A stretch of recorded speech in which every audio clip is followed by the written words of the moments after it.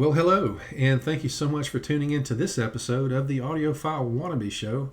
My name is Gavin, and I am your host, and we do like to remind our viewers that whereas beauty is in the eye of the beholder, so too is sound in the ear of the listener. And that is because that at the end of the day, it really is about what you like when it comes to music listening, and don't let anybody tell you any different. And speaking of music enjoyment, I really am excited to talk to you this week about the experience that I've had using this guy right here, the Dacmagic 200 by Cambridge Audio, paired with the Wiim Pro in place of the Cambridge Audio CXN 100 network streamer, which is my reference streamer DAC. In my previous video, if you saw that one, I did a sound contrast and comparison between the CXN 100 and its predecessor, the CXN V2. Oddly enough, when it came to listening to CDs, to me they both basically sounded the same. I mean, there were some subtle differences, but very subtle enough to where I can say that they basically sounded the same. There were noticeable differences when it came to streaming, whether it was Wi-Fi or Ethernet. But the overall impression that it gave me was that Cambridge Audio was able to take the two different DAC chipsets and kind of mix in their own special sauce, so to speak, and get the same sound signature using two different DAC chipsets. And the DAC chip that's in the CXN 100 actually has two of those same chips in this guy right here. And so this being an independent DAC, I thought it would be a good idea to take this one, which I've used as a headphone amp for years and love it as a headphone amp, but just never used it in my main reference system. But I thought it would be a good idea to take this one, pair it with a independent streamer, so I'm using a Wiim Pro in this case, and put those two together, put them in my reference system. And I'm just going to go ahead and tell you right now that, at least for the time being, this is my new reference DAC setup. The difference was stunning. Just wasn't expecting that noticeable of a difference. So what exactly were those differences? Well, last year when I started upgrading cables, speaker cables, then interconnect cables, and then making the jump to power cables, those same benefits I heard jumping from the CXN 100 to this independent DAC combined with an independent streamer. Tone, clarity, precision, refinement, the air between instruments, the whole room began to open up, and you could hear just the vocal instrument decay cascade across the room. Beautiful experience. It allowed the sound in the room to become more open and spacious, but the individual sounds and the vocals became more refined, more present, especially in the vocals. Once I jumped up to power cables, the amount of presence in vocals, especially for some singers like with Norah Jones and a few others, there just was an added punch and presence in the vocals. And oddly enough, going from the CXN 100 to these dual ESS Sabre chips in this unit, in which, from what I've read, this unit also is supposed to have a better analog output. But the same characteristics, the clarity, refinement in instruments, refinement in sound, texture began to increase in vocals. Like going back to Nora's voice, just the breathiness, being able to hear her breath, when she's not singing, just breathing before and after, when she's exhaling, that sort of thing, it just was amazing.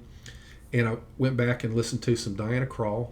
On my last video also, I made a reference to missing the way her voice sounded when I used to have a pair of Klipsch Lascalas. Oddly enough, now that I went to this one, her vocals on this system with the Klipsch Forte 1s actually were very reminiscent of the sound that I used to get on the Lascalas. So there was definite vocal presence increase in the way that her vocals refined and just became very crisp, very clear. There was depth to her voice that I haven't heard, since I sold the Lascalas. But throughout all of the music that I listened to, throughout all frequencies, all instruments, just an overall benefit when it comes to that level of clarity in every respect. May sound like a broken record saying that, but it is true in every respect that I heard. Just the refinement, clarity increased significantly, and also what really impressed me the most was the space in the room opened up that much more. In the same way that I experienced that with cables, especially the power cables. Once I got that far into the cable improvement, I experienced a step up level in spatial enhancement with this DAC right here. Whether it's vocal decay, instrument, or any kind of sound decay, the entire space in the room now is open, and I can hear sound just fade away. It doesn't matter in which direction. So up until now, most of the decay that I hear or have heard has basically just been going away from me. But now I can tell in some songs that it's going up and out. There was one song by Yoshi Horikawa, Moldy Vinyl.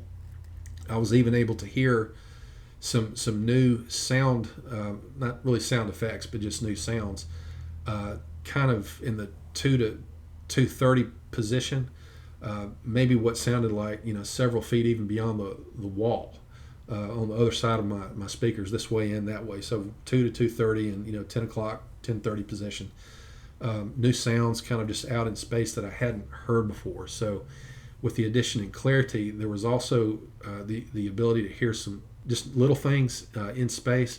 The sound stage itself, the shape of it, the size of it is exactly the same as what I heard with the CXN 100. So nothing changed in that respect. Everything was the same in space, instrument location, vocal location, all that was the same, but just the precision and the refinement in every respect, the clarity was just amazing. And then just the depth of being able to hear the air in the space and the air in between things and fading away just opened up the whole sound in the room.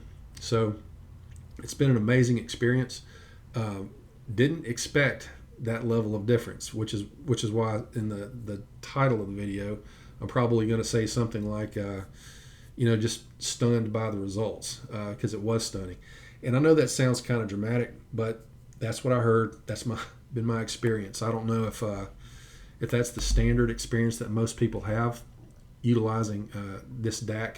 Some of the reviews that I've read in the not too distant past didn't really praise this unit as highly as what I'm describing it as. So just take that for what it's worth. But in my experience, it's been phenomenal pairing it with the Wiim Pro. But anyway, the sound is amazing with this unit.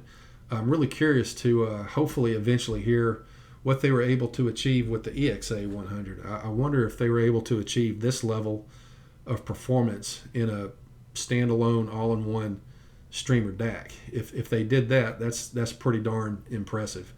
That's basically it for today. So I appreciate you hanging in there. And if you've enjoyed the content, really hope you wouldn't mind liking the video and subscribing to the channel, as that will certainly help the channel grow. And we'll look forward to seeing you next time. Hope you have a great rest of the day, and take care.